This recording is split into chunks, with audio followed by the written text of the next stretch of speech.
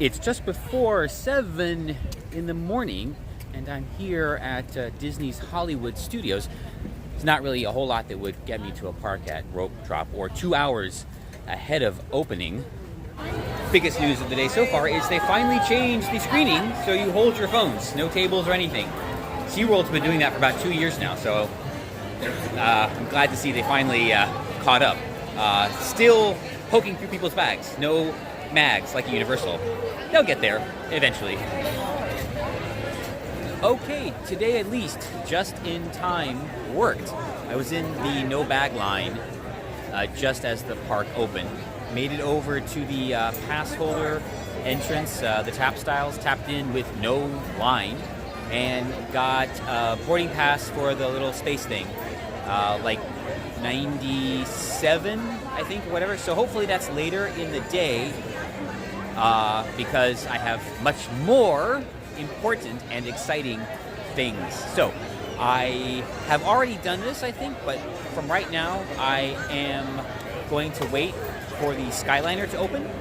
Then that's how I'm getting to Epcot, since I have to come back here to the studios eventually for the Rebel, whatever it is. Okay, Skyliner. In an unusual turn of events for me, I was way early to Epcot. The gates there open at 9, and I ended up arriving there at 8 after getting the boarding pass and flying the Skyliner over to International Gateway. So now I just decided to use this extra time I have to take a nice relaxing ride on the Skyliner. Just ahead and to the right. Flying now to Art of Animation and Pop Century. I'm just going to turn around and head back. Might do one more run over to Studios and then back to Epcot. I do want to tap in at 9 o'clock because we are now gliding over the sparkling waters of Hourglass Lake. Because I do want to tap in at 9 because I am really, really hungry. And all I've had today was all I had was a shake and a bar, and that's it. Might go to Les Halles, or maybe over to Seasons. It's a pretty quiet morning, it seems, here at Art of Animation. I just took a walk to Animation Hall, basically killing time, heading back to the Skyliner now for my flight back to Epcot. Should be timing it just right. Things seem to be going very well this morning. Let's try and keep that up. I did stop pre-event for some breakfast at Les Halles, and this is a poulet au pistou, basically a chicken sandwich. It's toasted, and it looks delicious, and I'm very, very hungry, so let's go. Well, it is about an hour before showtime, and I just had breakfast at Les Halles. First time I've ever been there. It was really good. One of the places I'll definitely have to go back to.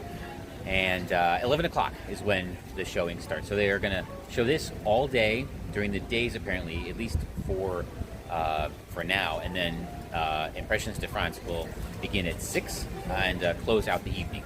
I did ask the cast member what time President Macron will be here, and oddly enough, he's not going to be here. Not really sure what else he has going on, but I guess this just wasn't important enough. Whatever. Anyway, I am going to probably just tool about a little bit, maybe come back in 5 or 10 minutes to make sure I don't get bumped down in line, and then we are going to enjoy the sing-along. After that, I'm off to another awesome place. And no, it's not back to Studios. Whatever. I don't even know, because I do want to see Epcot Forever before it ends. But I think I have a couple months. We'll see. Good morning, Princess. Here I am in France at Epcot at Walt Disney World for the telling of a tale. One of the first tellings of a tale as old as time, but a tragic tale nonetheless. One of entitlement, deception, betrayal, and eventual disappointment. Yes, I am here for the sad story of how Belle ended up with that little soy beast instead of her true destiny. A real man, a man of the people, a man of action, and my good friend, Gaston. So let us partake in the Beauty and the Beast sing-along. All right, here we go. Number 1 for the Beauty and the Beast sing-along. It's kind of dark in here. Okay, well, we're going to go stand in front of the little yellow line and wait for the doors to swing open. About 3 minutes to go, and we are right at the yellow line. First into the hall. That was pretty awesome. And hope it's going to be a good show. I know they changed the story up just a little bit. I'm anxious to see how it is. See how that total betrayal is. Very sad. Very, very sad. We are about to enter to the Palais du Cinéma to see Beauty and the Beast sing along. This twist features many of your favorite songs from the original movie, Beauty and the Beast. So get ready to sing loud and strong.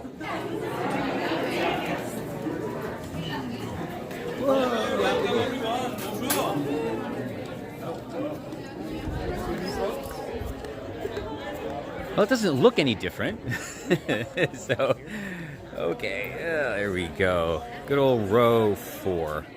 No particular reason. It's just right in the middle. How's that? And let's try and stop here.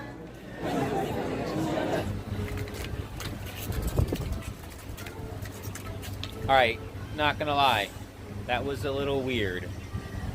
Well, that was super fun being in the first show, first one in the theater for the new Beauty and the Beast sing-along here in the France Pavilion at Epcot. We got, I guess, a little commemorative poster.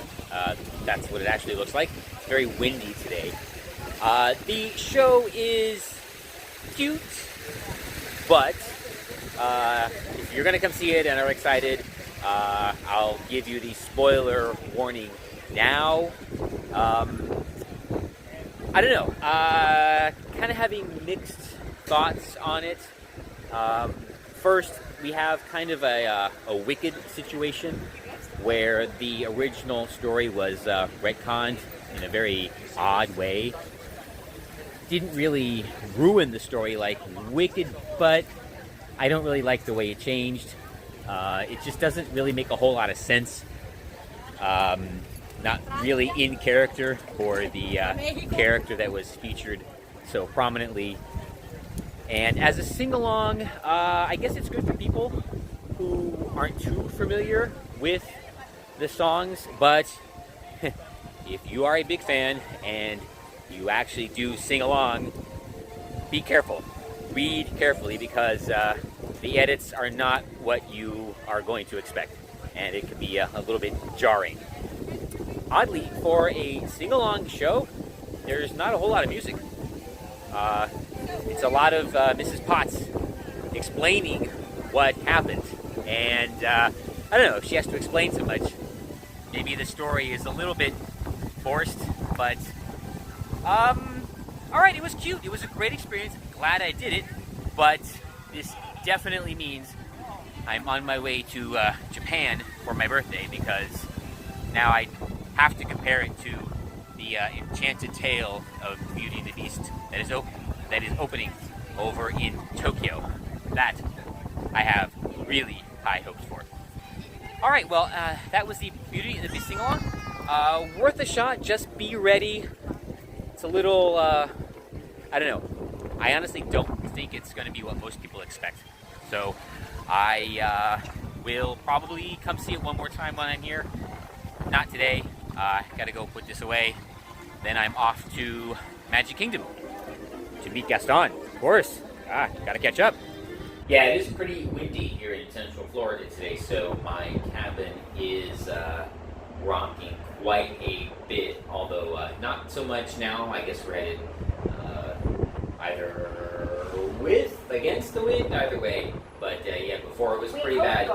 Maybe it's not so coincidental that I am doing these two things today, the Beauty and the Beast sing-along and the Rise of the Resistance.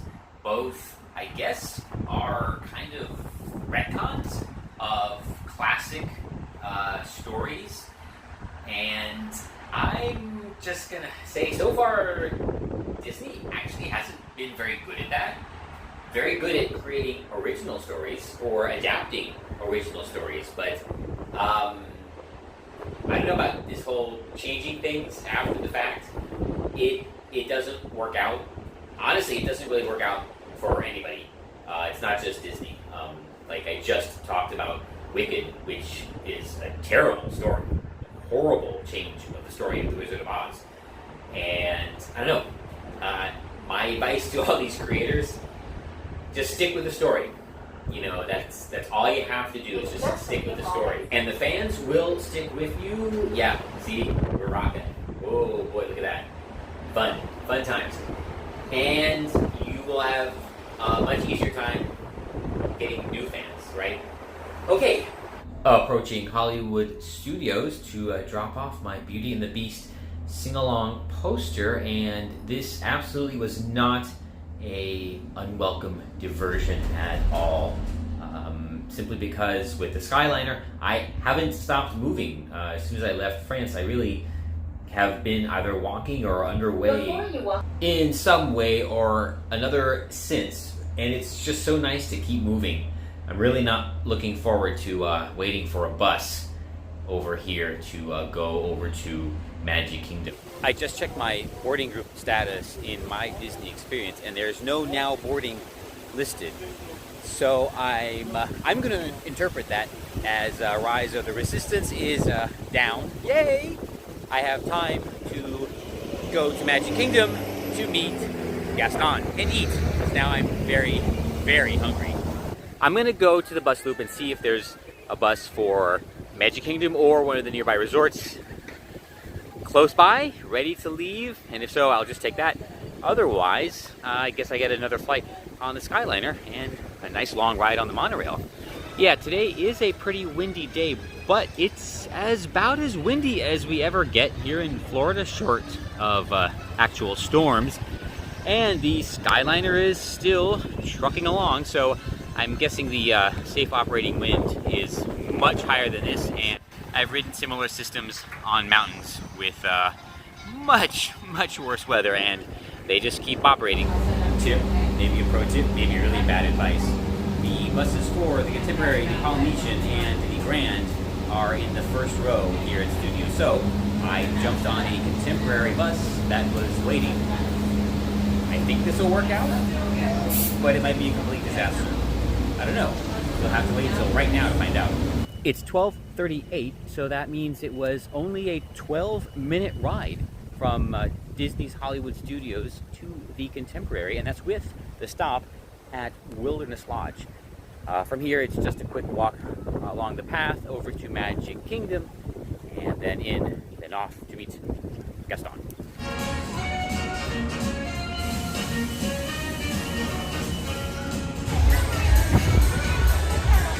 I'm trying to leave right after Festival of Fantasy, but unfortunately we are stuck moving in parade time. So what's going on? I just left Magic Kingdom, heading back to Epcot, which is where I was going anyway. But big news, my Rise of the Resistance boarding pass has been scrubbed for today.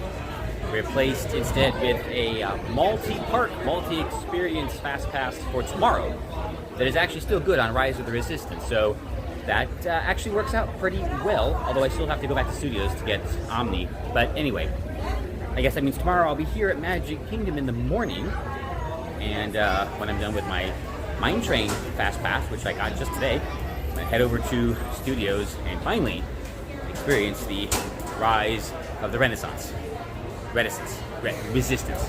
That's it, yeah. Okay. All right, let's take a ride on the monorail and check the status of the bridge. And I just finished my first ride on Spaceship Earth for today. I do have a fast pass for later. Now I'm going to go ride Living with the Land. I don't think the Christmas overlay is still on, which is very disappointing. But here's the monorail. Yay!